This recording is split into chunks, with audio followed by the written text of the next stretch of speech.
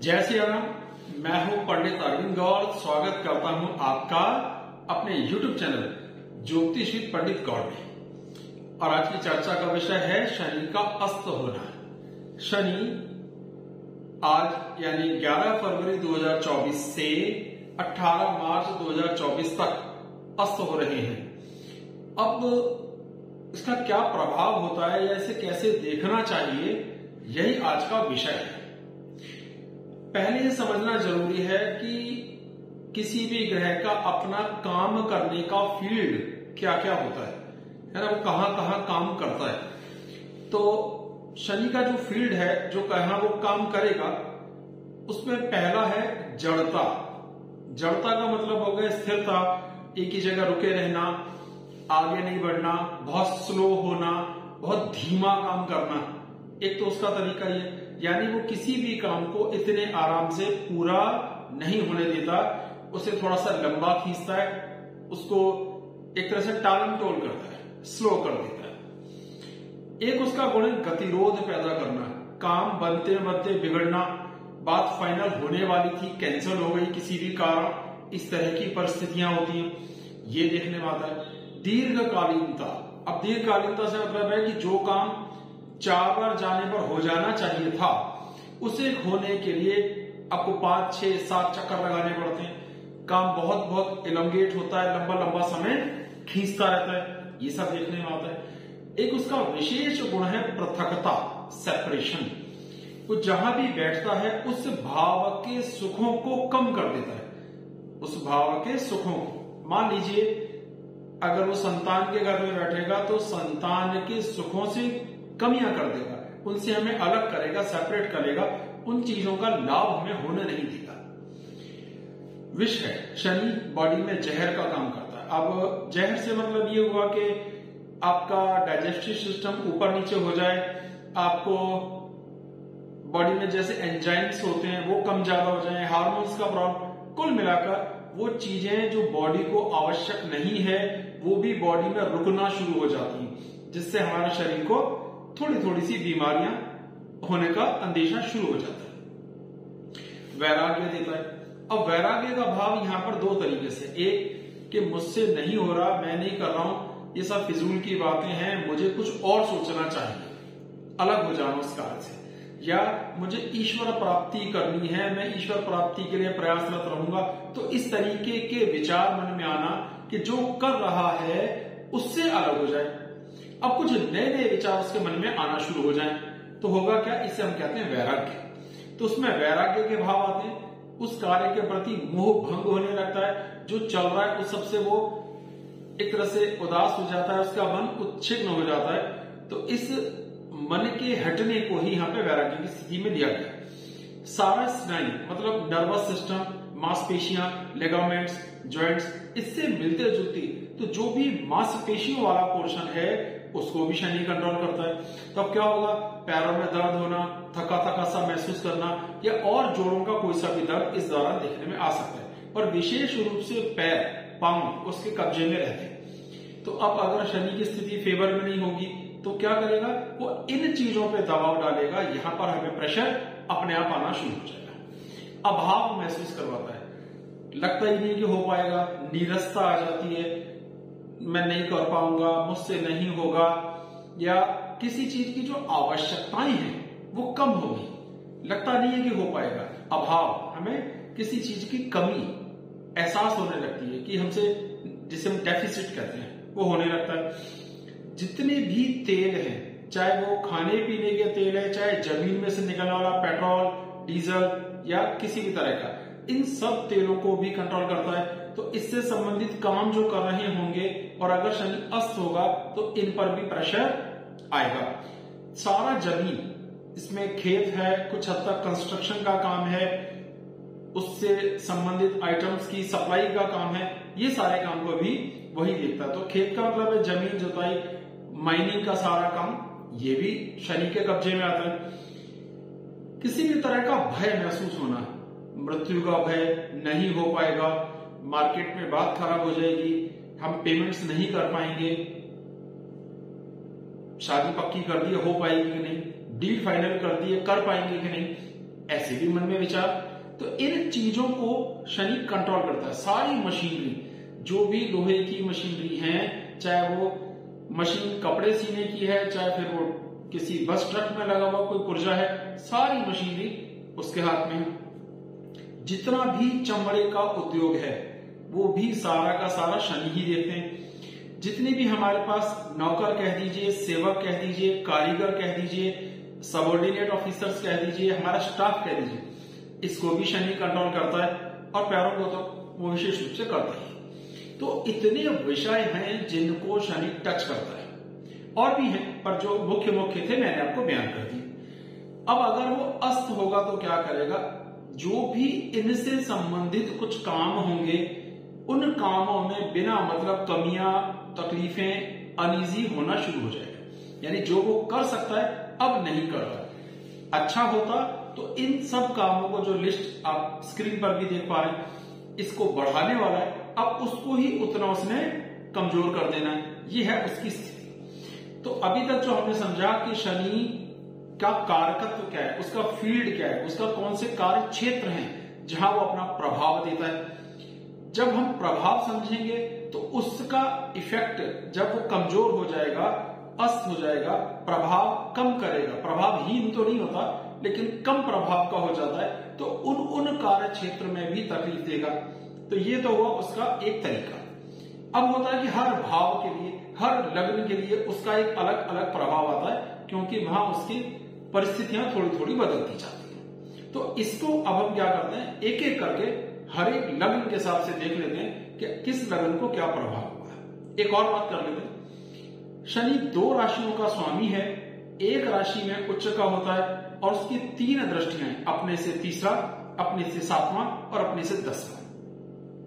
तो जहां भी बैठेगा वहां प्रभाव करेगा, जहां जहां उसकी दृष्टियां होंगी वहां भी वो प्रभाव करेगा। इस तरीके से वो कई सारे, कम से कम एक बार में 5 भावों को पकड़ के चलता है।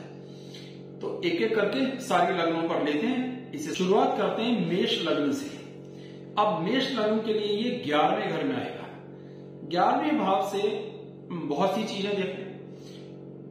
आमदनी भी वहीं से देखी जाती है, बड़े भाई को भी वहीं से देखा जाता है, कंधों को भी वहीं से, ये बाजू में कंधे भी वहीं से देखे जाते हैं। लेकिन एक खास बात है कि वो छठे भाव से छठा भाव है, इसलिए वहां से हम बीमारियां भी देखते हैं, हेल्थ वाली प्रॉब्लम्स, कर्ज की स्थिति भी हम वहीं से चेक करते हैं। यानी आमदनी और कर्ज का दोनों का एक ही घर है। तो कौन कौन से घर में देख रहे हैं? 11वां घर जब हम देख रहे हैं, क्योंकि मेष लग्न के लिए वो 11वें भाव में बैठा है जहां अस्त हुआ है, और वहां वो इनकम का कंट्रोलर है। थोड़ी सी दिक्कत इनकम को देगा। बड़े भाई का कंट्रोलर है, बड़े भाई से संबंधित तालमेल की कमी या उनके हेल्थ की कोई समस्या, या भाई साहब को अपनी कोई हेल्थ की समस्या भी देखने में आए, ऐसा हो सकता है। इसके बाद इस घर से हमने देखनी है आपके अपने कर्ज लेने की कोई स्थिति आए, कर्ज चुकाने में आप तनाव महसूस करें, ऐसा भी हो सकता है। यहां से बीमारियां देखी जाएंगी, मांसपेशियों से संबंधित आपको कोई प्रॉब्लम आए, क्योंकि इसकी एक दृष्टि आपकी कुंडली के 8वें घर पर पड़ रही है, तो आपको कमर दर्द से संबंधित, घुटनों से संबंधित कोई तकलीफ देखने में आ सकती है। लग्न पर अपनी नीच दृष्टि डाल रहा है, तो क्या होगा? स्वास्थ्य का यहां से भी हमें एक योग बनता है कि थोड़ा शिथिल हो जाना, थोड़ा सा धीमा हो जाना, थोड़ा अनईजी हो जाना भी देखने में आपको आ सकता है। एक दृष्टि संतान के भाव पर पड़ रही है, तो संतान के साथ भी तालमेल की कुछ कमी, अनईजी होना, विचार नहीं मिलना, बच्चे जो कह रहे हैं समझ नहीं आ रहा, हम जो कहना चाह रहे हैं वो बच्चे नहीं समझ पा रहे, ऐसा भी देखने में आ सकता है। तो कुल मिलाकर मेष वालों के लिए इनकम में थोड़ी सी दिक्कत आएगी, क्योंकि वो अस्त हो गया। लगन पर उसकी दृष्टि से वो जो बीमार कर सकता था थोड़ा कम करेगा, लेकिन जरूर हेल्थ को दबाव डालेगा। संतान के साथ जो थोड़े तनाव बढ़ सकते थे वो थोड़ी सी कम होंगे, पहले ज्यादा थे क्योंकि वो तो काफी समय से यहां बैठा है, पिछले साल जनवरी से ही बैठा है, लेकिन अस्त होने के कारण यह थोड़ा सा कम कर देगा, उतनी तकलीफ नहीं देगा जितनी कि अभी हो रही थी। और पैरों से संबंधित, सेविंग से संबंधित भी थोड़ा सा राहत देगा। तो कुल मिलाकर मेष के लिए पहले जो हालात थे उस लिहाज में कुछ ना कुछ बेहतर है, स्थितियां खराब नहीं है, उनके लिए फेवरेबल कंडीशन है। कुछ पैसे बढ़ने की संभावना, कुछ भाई से तालमेल पहले जितने बिगड़े उनको सुधार की गुंजाइश, पैरों में दर्द की शिकायत ज्यादा थी, थोड़ी कम होगी। स्वास्थ्य की दिक्कत पहले ज्यादा थी, थोड़ी सी कम होगी, मतलब रहेगी, जाएगी नहीं पर कम हो जाएगी। बच्चों के साथ तालमेल की स्थितियां भी थोड़ी सी पहले से इंप्रूव होंगी। अगर आप विद्यार्थी हैं तो आपको पढ़ाई लिखाई को लेकर के जो ज्यादा दिक्कतें हो रही थी वो कुछ कम महसूस हो सकती है। आपको लग सकता है कि आप थोड़ा इजी कर रहे हो, क्योंकि वो आपको फेवर देता है। 11वां घर मैंने अपनी एक परिभाषा बना रखी, वो जेल है, वहां पे बैठा हुआ कोई ग्रह भी ज्यादा बुरा प्रभाव नहीं दे पाता। इस तरीके के लमसम प्रभाव देखने में आएंगे। तो मेष के लिए लगभग ठीक ही है, ऐसी कोई खराब स्थिति नहीं। वृषभ के लिए बात करते हैं तो दशम भाव में, अब गोचर में यहाँ पे एक राजयोग बना रहा है जिसका नाम है शशक महायोग, अच्छी बात है। लेकिन अब हो गया अस्त, तो अस्त होने से क्या होगा, कार्य क्षेत्र में आपको कुछ हानि देखने में आएगी। आपका कुछ मान सम्मान होने की उम्मीद थी, अब रुक गया। कुछ प्रमोशन होना था, डिले हो गया। कहीं फेवरेबल ट्रांसफर की उम्मीद कर रहे थे, रुक गया। जमीन जायदाद से संबंधित कोई कॉन्ट्रैक्ट लेने की कोशिश थी, उसमें कोई अड़चन देखने में आ गई, ऐसा देखने में आ सकता है। तो थोड़ी सी सावधानियों की हमको यहाँ पे जरूरत पड़ेगी, क्योंकि ऐसी छोटी कुछ हद तक कभी कभी हम मान हानि की भी बात करते हैं। अपमान हो गया, किसी तरह की जॉब को लेकर कोई प्रॉब्लम आ गई, कोई ऐसा एक्सप्लेनेशन आपको देने के लिए नोटिस आ गया जो अब आपके मान सम्मान, आपके पद प्रतिष्ठा को कम कर रहा है। तो थोड़ी सावधानी रखनी है। खर्चे ज्यादा होंगे, भागदौड़ थोड़ी सी बढ़ सकती है, इसका भी ध्यान रखना है। सुखों की कमी थोड़ी सी देखने में आ सकती है। माताजी के साथ तालमेल में कुछ कमियां देखने में आ सकती है। जो उच्च शिक्षा ग्रहण कर रहे हैं उन्हें थोड़ा सा अनईजी फील देखने में आ सकता है। और वैवाहिक जीवन को भी थोड़ा बहुत तनाव, रोजमर्रा की आमदनी को भी थोड़ा बहुत तनाव देखने में आ सकता है। कुल मिलाकर कोई बहुत शानदार नहीं है। आपके कार्य क्षेत्र पर कुछ कमियां, जहां आप काम करते हैं, आपका ऑफिस या जहां आपका फील्ड है, वहां आपकी इमेज थोड़ी स्लो होना, थोड़ा सा तनाव महसूस होना हो सकता है।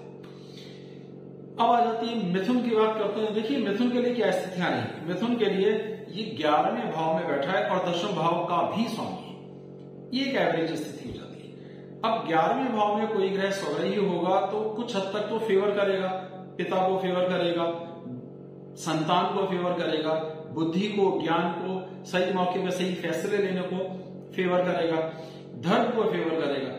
लेकिन अगर अस्त होगा तो ये सभी चीजें गौण हो जाएंगी, कम हो जाएंगी, स्लो हो जाएंगी, हाशिए पर चली जाएंगी। तो पिता के साथ तालमेल की स्थितियां खराब होंगी, संतान के साथ तालमेल की स्थितियां खराब होंगी, धर्म के प्रति मन में विचार नहीं आएंगे, या पाप के प्रति लोभ, ज्ञान, पाप के प्रति विचारधारा बढ़ेगी, ऐसा हो सकता है। और रोजमर्रा की जो, जैसे हम लोग कहते हैं, शत्रु पक्ष के साथ एडजस्टमेंट लेके चलते हैं, उसमें कुछ कमियां देखने में आ सकती है। तो रिजल्ट क्या निकला कि शत्रुओं का कुछ कुप्रभाव बढ़ेगा, थोड़ी सी इनकम इंप्रूव होने के चांसेस आएंगे, एफर्ट्स करने के रिजल्ट आते हुए दिखाई देंगे, धर्म की थोड़ी हानि होगी, पिता के साथ तालमेल के सुखों की थोड़ी सी कमियां देखने में आएंगी, और इन सब चीजों का मिला जुला सा असर होगा। तो धर्म के हिसाब से, भाग्य के हिसाब से कमी, संतान के हिसाब से एवरेज, पिता के साथ तालमेल की स्थितियां वीक। तो मैंने कई बार रिपीट कर दिया, ये स्थितियां देखने में। कर्क की बात करते हैं। कर्क के लिए ये अकारक ग्रह है, मारक ग्रह है, बुरा ग्रह है, सप्तम भाव का स्वामी भी और अष्टम भाव का स्वामी भी, पर अष्टम में अब तक बैठा था स्वग्रही होके, तो इसे योग कहते हैं, एक राजयोग भी होता है, लेकिन विमल राजयोग। लेकिन अब स्थितियां क्या है, हो गया अस्त, तो सेविंग्स में कमी लाएगा, कमर दर्द से संबंधित प्रॉब्लम्स आएंगी, कुछ यूरिन से संबंधित प्रॉब्लम भी बढ़ सकती हैं, ऐसा देखने में आएगा। आंखों को तनाव, भाषा की खराबी, जैसे हमारी पेशेंस का वीक होना, जल्दी जल्दी बोलना, चिढ़ना देखने में आ सकता है। कार्य क्षेत्र पर भी नेगेटिव असर आएगा, काम बन नहीं रहे, काम अटक रहे हैं, ऐसी दिक्कतें देखने में आएंगी। और विशेष रूप से इसका एक प्रभाव देखने में आएगा संतान भाव पर। तो सही मौके पे सही क्या फैसला लें, नहीं समझ में आ रहा है, काम करना चाहिए कि नहीं समझ में आ रहा है, तो एक कंफ्यूजन की स्थिति बनेगी, हेल्थ की दिक्कतें बनेगी। तो ये रोग बढ़ाने वाला है, ये जमा पूंजी को कुछ कम करने वाला है, तो ये कोई बहुत अच्छी स्थिति यहाँ पे नहीं है। अब बात करते हैं सिंह की। अब सिंह के लिए सप्तम भाव में राजयोग का निर्माण कर रहा है, लेकिन सिंह के लिए कारक नहीं होता, अकारक ग्रह होता है, क्योंकि छठे घर का भी स्वामी है। तो इसका नुकसान ये होगा कि हमारे वैवाहिक जीवन में तनाव आएंगे, क्योंकि सूर्य भी वहीं पे आ गया, आने वाला है 1-2 दिन में, 14 तारीख को आ जाएगा, और शनि वहां पहले से बैठा और अस्त हो गया। तो वैवाहिक जीवन में तनाव आएगा। अगर आप दोस्त हैं तो दोस्ती में कुछ फर्क देखने में आएगा। स्वास्थ्य को भी किसी तरह की थोड़ी बहुत हानि देखने में आ सकती है। धर्म के प्रति थोड़ा सा नुकसान देखने में आएगा। धार्मिकता घटेगी। पिता के साथ भी थोड़ा बहुत अनबन देखने में आ सकती है। माँ के साथ भी थोड़ी सी अनबन देखने में आ सकती है। तो कुल मिलाकर के इनको कोई विशेष लाभ नहीं हुआ, क्योंकि जब ये अस्त नहीं था तो राजयोग था। अब राजयोग भी धीमा पड़ गया और जहां जहां दृष्टि है वहां भी कुप्रभाव आ गया। तो कुल मिलाकर इनको थोड़ी सी हानि का सामना, थोड़ा तनाव का सामना करना पड़ेगा, और ये स्थितियां आपके 18 मार्च तक रहेंगी। ये तो बर्दाश्त करना पड़ेगा। अब बात आती है कन्या की, बात करते हैं। अब कन्या के लिए क्या स्थिति है? कन्या के लिए छठे भाव में ये स्वग्रही होकर के बैठा हुआ था। अब छठे भाव में जब ये बलवान है और वहां और वीक हो गया, तो छठा भाव और वीक हो गया। अब छठा भाव है क्या? छठा है हमारे कर्जे, कर्जे कम हुए, अच्छी बात। छठा है बीमारियां, बीमारियां कम हुई, कमजोर पड़ी, और अच्छी बात। तो हमारे लिए शत्रु का नाश होना, बीमारियों का नाश होना, कर्जे का कम होना, कर्जा लेने की परिस्थिति ही ना बनना, ऐसे योग बनेंगे। इसका लमसम फायदा होगा, आपको इसका कोई नुकसान नहीं होगा। तो इसका लाभ क्या होगा कि सेविंग्स की स्थितियों को भी ठीक करेगा, खर्चों को भी मिनिमाइज करेगा, और आपके प्रयास, आपके एफर्ट्स को भी थोड़ा सा इंप्रूव करेगा। तो लगभग हर तरीके का लाभ आपको मिलता हुआ दिखाई देगा। इसका कन्या लग्न में कोई नुकसान होता हुआ दिखाई देगा। बात करते हैं तुला की। अब तुला के लिए 5वें घर में बैठा है, कारक है, जबरदस्त अच्छा है, केंद्र कोण योग भी बना रहा है। जब राजयोग बना रहा था या जब वहां पे केंद्र कोण के योग के हिसाब से बहुत अच्छी स्थिति मेंटेन कर रहा था, तब तो अलग बात थी, लेकिन अब हो गया, कम पड़ गया। तो संतान की हानि, संतान से तालमेल की हानि, संतान के स्वास्थ्य की हानि, डिसीजन लेने में समस्या, एजुकेशन में समस्या देखने में आएगी। आपका डाइजेशन गड़बड़ा सकता है, इसमें दिक्कत देखने में आएगी। पेट से संबंधित किसी और तरीके की कोई भी प्रॉब्लम देखने में आ सकती है। इनकम इंप्रूव होगी, ये एक लाभ हो गया। वैवाहिक जीवन में भी कुछ तनाव जो पहले थोड़े ज्यादा थे, थोड़े से कम होंगे, ये बात देखने में आ सकती है। और आपकी बोली भाषा व्यवहार में थोड़ी कठोरता और कटुता बढ़ेगी, वहां थोड़ी सी पेशेंस गड़बड़ होगी, इसको थोड़ा सा संभालना है।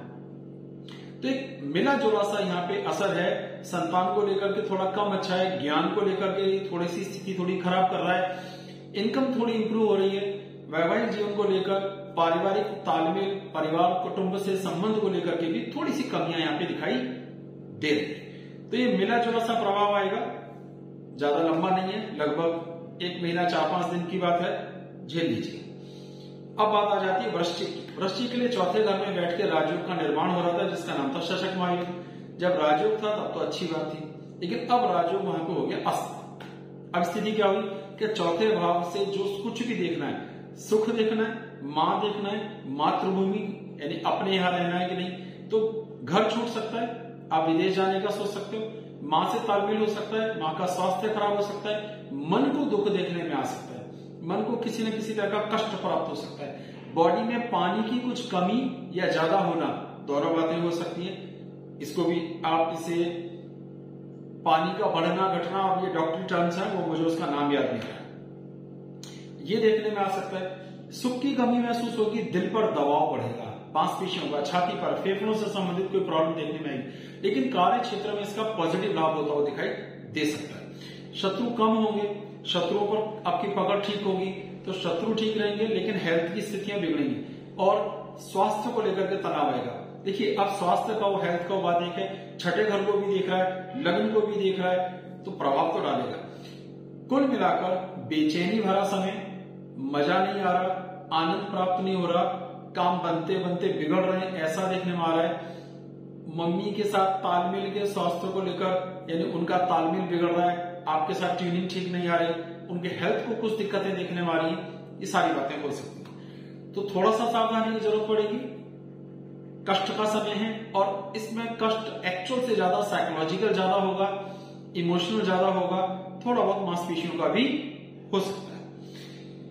धनु की बात करते हैं तो धनु के लिए तीसरे भाव में ये स्थिति बनेगी। तीसरे भाव में जब वो बहुत बड़ी स्थिति में था तो इसका अर्थ होता है कि वो काम अच्छा कर सकता है, रिजल्ट अच्छे निकाल सकता है, मेहनत ज्यादा करवाएगा, उसके रिजल्ट भी देगा। अभी थोड़ा कम हो जाएगा लेकिन रिजल्ट अब भी देगा, परफॉर्मेंस अब भी आएगी। संतान के साथ थोड़ी सी हानि देखने में आ सकती है क्योंकि वह नीच दृष्टि डालेगा, तालमेल की कमी, विचार नहीं मिलना, लेकिन इतनी खराब स्थिति ये काउंट नहीं होगी। भाग्य के स्थान पर इसकी दृष्टि पड़ रही है, वहां भी लमसम स्थिति ठीक रहेगी। 12वें घर पर इसकी दृष्टि आ रही, वो भी ठीक रहेगा। तो कुल मिलाकर अगर देखें, पहले बहुत अच्छा था, अभी थोड़ा कम अच्छा है क्योंकि अस्त हो गया। लेकिन धनु के लिए ये स्थितियां ठीक हैं। आपके प्रयासों से धीरे धीरे ग्रोथ, आपको कुछ नई उम्मीदें, कुछ नए काम बनते, उन सब चीजों की स्थितियां बनेगी। जब नई काम बनेंगे, नई उम्मीदें बनेंगी, नया कॉन्फिडेंस आएगा तो नुकसान की कोई बात रहेगी, अच्छी स्थिति। अब बात करते हैं मकर की। मकर की स्थिति यह है कि इनके लिए दूसरे भाव में ये बात बैठे। दूसरा भाव हमारे कुटुंब का, कुटुंब से तालमेल, व्यवहार, प्यार, अपनेपन का है और लग्न का स्वामी होकर के दूसरे घर में बैठा है। अब दूसरा घर मारक भी होता है, दूसरा और सातवां। कहीं ना कहीं मारक भाव हुआ तो आपके स्वास्थ्य पर दबाव डालेगा, लेकिन वीक हो गया तो थोड़ा ठीक करेगा। और लगन का स्वामी भी, इसलिए हेल्थ को थोड़ी बहुत प्रॉब्लम तो जरूर आएगी। तो स्वास्थ्य की तकलीफ तो मकर को जरूर देखने में आएगी। कमर दर्द से संबंधित, पैरों से संबंधित प्रॉब्लम देखने में आ सकती है। नाभि के आसपास का जो सारा पोर्शन, जहां बेल्ट बांधते हैं एक तरह से, कमरबंद वाला जो पोर्शन है, वहां भी थोड़ा सा तनाव देखने में आ सकता है। सुख की कोई कमी होती हुई दिखाई दे सकती है। कुल मिलाकर आप अपने स्वास्थ्य, अपनी बोली भाषा, कुटुंब के साथ असहयोग, आपका फैमिली आपको सपोर्ट नहीं कर रही, आपको समझ नहीं पा रही या आपसे एडजस्ट नहीं कर पा रही, ये बातें हो सकती हैं। इसका हमें ध्यान रखने की जरूरत पड़ेगी। लमसम की बात कर लेते हैं तो बहुत अच्छा नहीं है। अगर हमने हेल्थ को संभाला तो ये बात बन जाएगी। कुंभ की बात करते हैं। कुंभ के लिए लग्न में ये राजयोग बना हुआ है, शशक महायोग, क्योंकि 4 लग्नों में तो बने गई, ये आखिरी है, चौथी। अब लगन में जब लग्नेश बलवान होगा तो बहुत अच्छी बात है। अब लग्नेश ही अस्त हो गया तो लग्न दोष का निर्माण हो गया, स्थिति खराब हो गई। यही लग्न दोष अभी मकर के लिए भी बन गया था। अब लग्न दोष बनेगा तो आपका स्वास्थ्य, आपके काम बनने की तकलीफें, आपकी सोच समझ, आपकी प्लानिंग्स को दिक्कतें आएंगी। और जहां जहां वो कारकत्व जो मैंने पहले पढ़ के बताया था, उन सब फील्ड्स में भी छोटी मोटी तनाव देखने में जरूर आएंगे। तो कुंभ के लिए स्वास्थ्य की थोड़ी तकलीफ होगी, अब जीवन साथी से एडजस्टमेंट की थोड़ी तकलीफ होगी, लेकिन एफर्ट्स करके रिजल्ट निकाले जा सकते हैं, वो हिस्सा ठीक है। कार्य क्षेत्र पर थोड़ी परफॉर्मेंस बनी रहेगी, ये भी ठीक है। सिर्फ हेल्थ को संभालना है, बाकी इतनी तकलीफ नहीं है। हेल्थ और पारिवारिक जीवन लमसम बाकी सब ठीक रहने वाला है। आखिरी लगन हमारे आ जाती है मीन। अभी मीन लगन की स्थिति क्या है? 12वें घर में बैठा है। जब 12वें घर में पहले बैठा था तो भी खराब स्थिति थी, और अब क्या हुआ कि उस वहां पर हो गए अस्त। तो पहले जो धन का अत्यधिक नाश हो रहा था, 12वां घर है खर्चों का, दूर होने का, पृथक होने का, अस्पताल का, कोर्ट कचहरी का, इस तरह का झंझट वहां से हम देखते हैं। अब ये वीक हो गया, वहां जाके असर तो अब भी देगा, लेकिन अभी थोड़ा सा घट गया। स्थितियां थोड़ी मौका मिल जाएगा हमको, कुछ काम जो अटक रहे थे ज्यादा शायद थोड़े बन जाएं। मैं ये तो नहीं कहूंगा उनके लिए फायदेमंद साबित होगा, पर पहले ज्यादा नुकसानदायक था जब ये बली स्थिति में था, लेकिन अब अस्त होने के कारण थोड़ा सा कम नुकसानदायक रहेगा। शत्रुओं पर पकड़ अच्छी बनेगी, कर्ज की अदायगी हो सकती है। हो सकता है आप कुछ पेमेंट्स देकर के कुछ झंझटों से फ्री हो जाएं, किसी तरह के कानूनी मुद्दे पर आपको कोई सफलता मिल जाए, किसी तरह का लड़ाई झगड़े का सेटलमेंट हो जाए, ऐसा हो सकता है। तो इस मुद्दे में फायदा होगा। आपके बोलने की कला के अंदाज से भी आपको कुछ फायदा होगा, और भाग्य की तरफ से, पिता की तरफ से भी थोड़ी बहुत कृपा शायद मिल जाए। लमसम नुकसान बहुत होगा, पैसे बहुत खर्च होंगे, लेकिन मुद्दे सॉल्व हो गए। देखिए, पैसों का हम क्या करते हैं? पैसे होंगे तो हम हेल्थ को ठीक रख लेंगे, पैसे होंगे तो हम झगड़े झंझट को ठीक रख लेंगे, पैसे होंगे तो हम कर्ज उतार देंगे। अगर खर्च हो जाए पैसे और ये सारी समस्याएं सॉल्व हों तो इसमें कोई बहुत बुरी बात नहीं है, लेकिन पहले नहीं हो पा रही थी, अब हो जाएगी। तो ये हुई मीन की स्थिति। ढंग से देखें तो केवल 3 लग्न ऐसी हैं जिनके लिए ये बहुत अच्छी असर देने वाला है, प्रभाव देगा, मेष, कन्या और धनु। बाकी 9 के लिए थोड़ा अच्छा थोड़ा खराब, यानी मिला जुला सा प्रभाव इसका है। जिनके लिए खराब है उनको क्या करना चाहिए? उनको चाहिए कि वो शनि देव के लिए सरसों के तेल का दीपक जलाएं।